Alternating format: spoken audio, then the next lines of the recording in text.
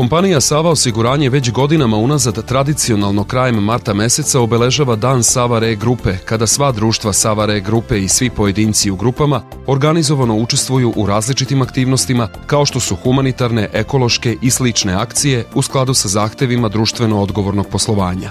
Nakon prethodnih izuzetno uspešnih akcija dobrovoljnog davanja krvi, čišćenja ratnog ostrva i prikupljanja odeće i obuće za Crveni krst Savski venac, kompanija Sava osiguranje se ove godine odlučila za akciju usmerenu prema deci.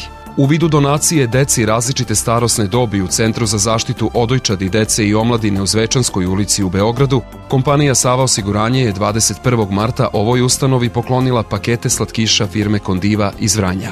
Ne treba napominjati da je ova akcija imala poseban, pre svega humani značaj, jer obradovati bilo koje dete, čak i malim doprinosom, jeste jedan od najlepših i najvažnijih gestova koji može i treba da praktikuje svaka kompanija i svaki pojedinac.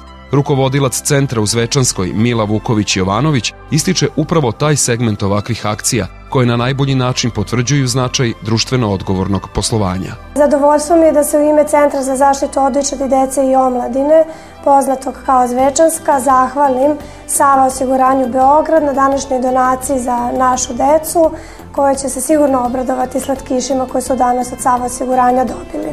Svaki primer društvene odgovornosti je za pohvalu i važno je istaći ga, jer jedino zajednički možemo odgovoriti na sve potrebe osetljive dece danas u društvu. Ovo nije prvi put da kompanija Sava osiguranje sarađuje sa Centrom za zaštitu odojčadi, dece i omladine u Zvečanskoj ulici i ta saradnja će se na obostrano zadovoljstvo sigurno nastaviti i u narednim godinama.